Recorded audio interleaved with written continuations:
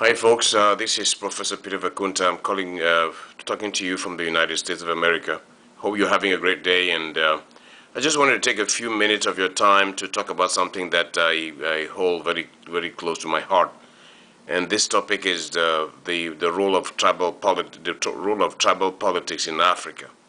It's come to my attention over the years that African politics has been marred to a very great extent by the interference of tribal activities, tribal interventions in the body politic of most African countries. And I can start with my own country of origin, Cameroon, where a tribal oligarchy has hijacked power in Cameroon now for quite some time, for over four decades, and that is detrimental to say the least. Why do I consider this important? I consider this important as an important topic of discourse because good governance is the key.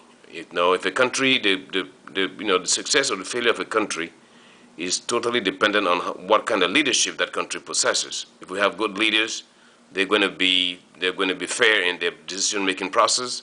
If we have leaders who are myopic and very ethnocentric, we're going to have what that takes, and that, of course, naturally is failure because misgovernment, will never yield anything that is profitable at a national or individual level. And so that's where the problem is. And it's not just me talking. There are many people who have spoken about tribal politics in Africa in particular, and on a global level, so to speak. And so my issue here is that we need to do something about it. It's not enough to talk about tribal politics in Africa.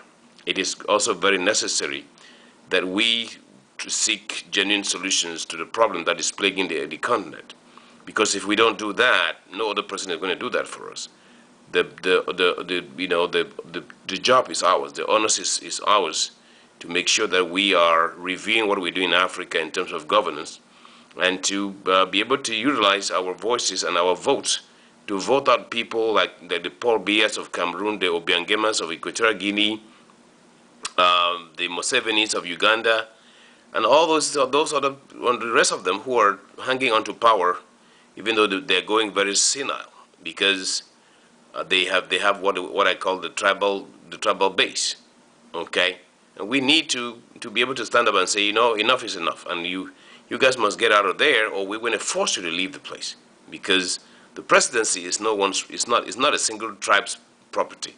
It's a national house, and therefore, if people want to utilize tribes, tribal connections or tribal networks to perpetuate themselves in power, it is the duty of the citizenry to stand up like one man and say no, enough is enough, and get those numbskulls out of the place. And so, what I propose as a solution here is that the first thing is we got to educate our people.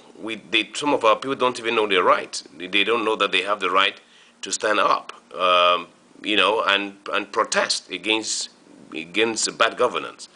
We need to educate people, and this can start with our school curriculums. We can use our school curriculums to educate people, to educate the young ones how to fight for their rights. We can also use the ballot box. There's what I call the voter education. Voters need to know their rights as voters, and if they can utilize their votes, their ballot papers, to vote out inept leaders, lame ducks, I think that would be a step in the right direction. Secondly, we need to get ourselves of this whole what I call mental slavery, the dependency syndrome. People cannot rely on foreign aid or the control from foreign powers to be able to rid Africa of all the ills that we know about. And so therefore, I think that it's up to us to realize where we are, and to say no, enough is enough to tribal politics. It is not something that we can wish away, because a cancer is a cancer. Once the cancer is there, the logical thing to do is to make sure that you are looking for solutions to the problem instead of burying your head in the sand like the albatross does. And so, no, not the albatross, I'm sorry, the ostrich. And so, again, the politics of the ostrich has never served anybody. And so we need to be careful how we approach our problems, and to constantly remind ourselves that the problem of Africa is our problem. We need to face it head on. We cannot wait for outsiders, because outsiders come to Africa with interest. They don't come to salvage us at all. They come to reap us, to fleece us of our natural resources. And so that's the little talk I have here, ladies and gentlemen. And I'm going to end. I want to make this video very brief. I want to end here by asking a very fundamental question to the intelligentsia, especially those of us who are in the diaspora, who are educated.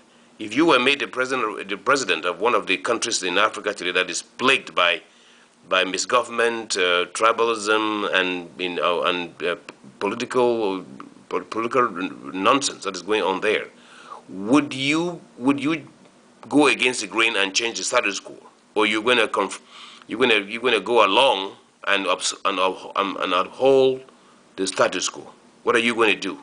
If suddenly you found yourself today being the head of state in one of these countries, beginning from Cameroon, you can start with Cameroon, and supposing you were a Cameroonian head of state today, what are you going to do? Are you going to Are you going to stay with the status quo, uphold the status quo, or are you going to go against the grain and get rid of what we see going on there right now, using political policies and on other networks?